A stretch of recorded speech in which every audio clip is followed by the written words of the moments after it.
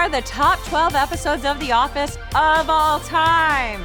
Even though it has been off the air for over half a decade, The Office is easily one of the most popular shows on Netflix. But sadly, 2020 will be the last year to watch the workplace sitcom on the streaming giant, as it is set to move over to NBC's upcoming online service, Peacock. So we thought it was our duty, nay, our responsibility, to count down the top 12 episodes of The Office of all time before it disappears forever. Unless you decide to sign up for Peacock or, even worse, actually pay for physical media!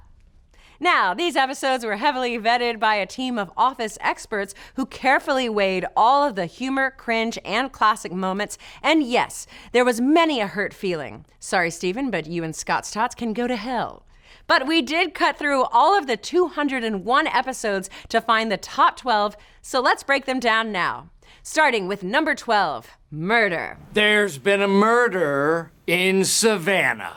In the 10th episode of the 6th season, The Office finds out that Dunder Mifflin is on the verge of bankruptcy. While Jim tries to keep everyone working, Michael pulls out a whodunit party game and forces the staff to play characters in the game to get their minds off the impending doom. This plantation, we're running low on greenbacks. Not only did murder give all of the characters a chance to shine, it showed us once again that while Michael may not be the best manager, Tube City anyone, he does genuinely love his employees, and sometimes that is the best medicine to a bad situation. Plus, the cold open of Dwight fighting himself is worth the price of admission. Groin punch. Hip block. Elbow to the gut. Coming in hot at number 11, The Surplus. Woo. Practically a perfect bottle adventure, this season 5 episode finds The Office with a surplus of $4,300, and if it is not spent before the end of the day, it will be deducted from next year's budget. Why don't you explain this to me like I'm 5? This leads to the staff taking sides on whether it should be used to buy new chairs or buy a new copier, which has everyone vying for Michael's favor. Of course, things only get worse when Michael learns that he can get a huge bonus if he turns it back in. Couple the inner office politics with the B-plot of Angela and Andy trying to set up their wedding venue at Schrute Farms, and you have a recipe for a perfect little episode that also points out why you should never buy a coat until you have the money or eat tiramisu while talking on the phone. I'm calling.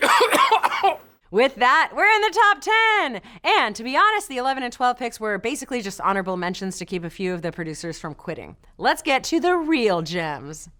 Number 10, Goodbye, Michael. T-shirt idea. Goodbye, stink. Season 7's send-off of Michael Scott is easily one of the most emotionally powerful episodes of the entire series. For 7 years, we have watched as Michael Scott bumbled his way across the screen, but ultimately he found his way into our hearts. While he may have made some super problematic decisions, we're looking at you, gay witch hunt, usually his heart was always in the right place, and watching him leave the show was undoubtedly one of the hardest and saddest moments. In this episode, Michael quits to move to Colorado to be with the love of his life, Holly, and must now find a way to say goodbye to his pseudo-family of 15 years. The humor takes a backseat for heart in this outing, which hits the hardest during Michael and Pam's goodbye. Side note, this is Jenna Fischer's real-life goodbye to Steve Carell. There are a few gems in the later seasons, but it's clear that without Steve Carell, the show would never be the same. Catch you on the flippity-flip. Next up, number 9, Casino Night. I am going to drop a deuce on everybody. It's casino night for Dunder Mifflin, and the warehouse has been taken over to host a charity event. In the episode, we find out more about Creed's thieving ways, watch as Michael juggles 2 dates, learn about Kevin's band Scrantonicity, and witness one of the best Michael Toby flare-ups. I hate so much about the things that you choose to be. But the night belongs to Jim and Pam. As much as The Office tried to develop the love interests of other characters, the true heart of it was always those two. And in this second season cliffhanger, he lays it all on the line to let the then engaged Pam know how he feels. I'm in love with you. What? Aww. While we eventually find out that Jim ends up crashing and burning, there's no denying that this is the moment that kicks off their eventual relationship. Also, Dink and Flicka. Dink and Flicka. At number 8, the season 3 episode, The Convict.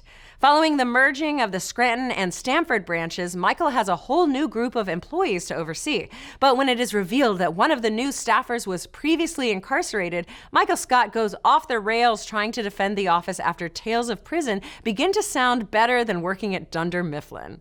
While this episode has its fair share of laughs, like when Jim tries to set Andy up on a date with Pam, it's the 3-minute scene of Steve Carell letting loose that takes this episode from great to awesome. I'm Prison Mike! Honestly, just pause this video right now and go rewatch this scene, because nothing we say is going to do it justice. Now, there's a lot of debate over which holiday episode of The Office is the best, but we had to settle on one, so we went with the one all others are measured against. Season 2's Christmas Party for the number 7 spot. Well, happy birthday, Jesus. Sorry your party's so lame. It's time for some holiday cheer around the office, but when the party turns south after Michael turns the friendly tradition of Secret Santa into Yankee Swap. Yankee Swap is like Machiavelli meets Christmas. And everyone's personalized gifts end up going to the wrong people as the staff vie for ownership of the $400 iPod. He decides to violate the company's policy of no alcohol. Is this enough to get 20 people plastered? 15 bottles of vodka? Yeah, I should do it. Cool, box it up. And off the chain it goes. Shots, lampshades, and of course a topless Meredith, which is why it made the top 10. All right, let's head out. Sounds good. Do you have a coat? Let's jump on to our number 6 pick, safety training. In this season 3 episode, the office is forced to go through the annual safety training. It's gonna be zoppity. But after feeling emasculated by the warehouse workers, Michael decides to show how dangerous life in the office can be due to depression. Depression? Isn't that just a fancy word for feeling bummed out? In true Michael Scott fashion, it involves a roof, a bouncy house, and him preparing to jump to show the office the real effects of suicide. He's going to kill himself, pretending to kill himself. Yeah. While everything ends up for the best, it's a great episode that shows, despite all of his antics, that Michael is truly loved by his staff as well. You braveheart, man. I Braveheart. We're in the top 5, and what's this? Another season 3 episode? That's right, it's Business School. Directed by Joss Whedon, this episode is hilariously split down the middle with its A and B stories.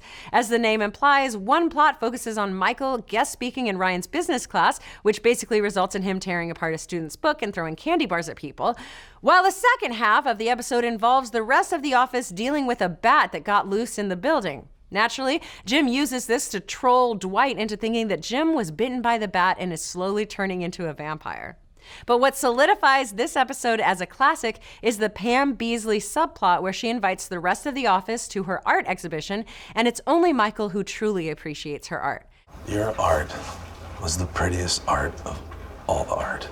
Thank you. It's a beautifully vulnerable moment that highlights why The Office is so much more than just a workplace sitcom. Now, for our number 4 pick. Some might consider it a cheat since it was broken up as part 1 and 2, but it's basically one supersized episode, Stress Relief. In one of the series' greatest cold opens, Dwight holds a fire training simulation that goes about as sideways as any training simulation can go. Cats falling through ceilings, Kevin breaking into the vending machines, and of course, Stanley having a heart attack. Stanley! Stanley! Barack is president! Though Stanley survives, it's clear that after a CPR training course gone awry and an attempt at office meditation, Michael is the one causing the stress in the office. And so he comes up with a brilliant solution to relieve the tension by letting everyone roast him. I consider myself a good person, but I'm gonna try to make him cry. While everyone has a good laugh at Michael's expense, he's clearly hurt by his coworkers' jabs, and after a day of soul-searching, feeding the birds, he returns to awkwardly dish it back at them as only he could. The whole episode is bananas, but surprisingly believable, and that is why we place it firmly at number 4. Boom. Roasted. We're in the top 3, and the Bronze Dundee goes to Season 2's The Injury. I burned my foot!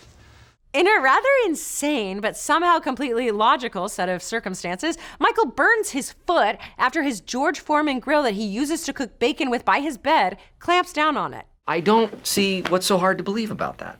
From there, the episode just gets more and more outrageous. From Dwight's attempt to rescue Michael, where he crashes his car, injures himself, and pukes all over the back windshield, to Michael hosting the cringiest disability seminar with his special guest, the wheelchair-bound building manager Billy Merchant. But the cherry on top is Jim driving both Michael and Dwight to the hospital and using a spray bottle to keep them in line. All of this adds up to one of the funniest and silliest episodes of TV. That's what she said. That's my joke. Damn it, Dwight. And at the number 2 spot, and this was a tough one, but we had to go with Michael Scott Paper Company.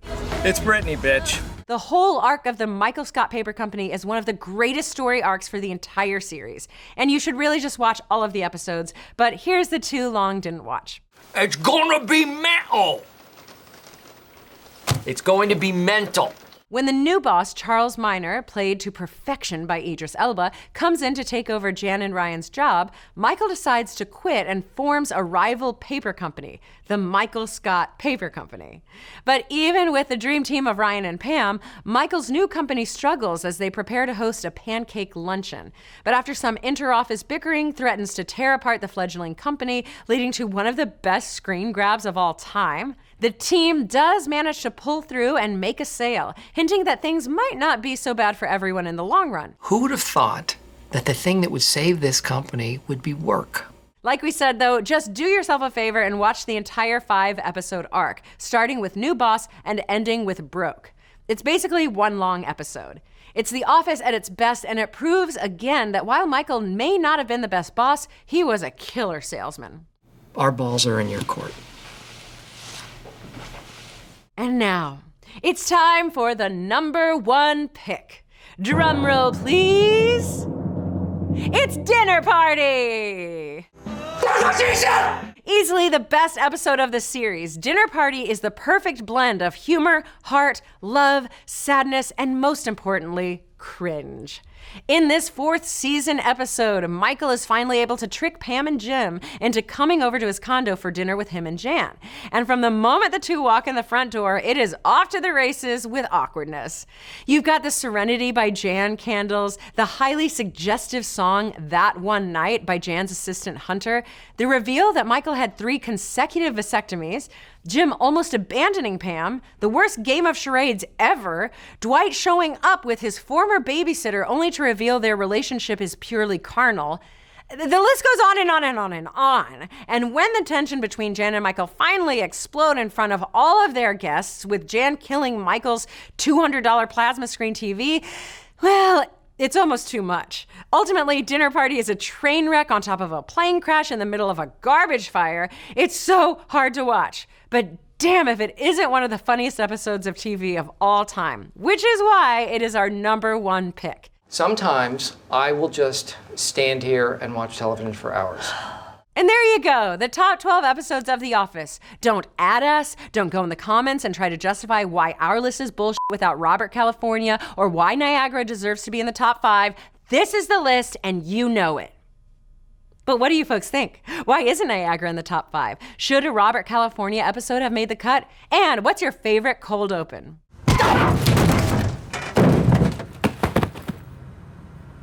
Let's discuss. Thanks for watching. If you enjoyed what you saw, why not give us a like and subscribe? If you want to get notified every time we go live with a show or drop a new video, feel free to mash that little bell so you can be up to date on all the latest theories, news, and rumors in the pop culture world.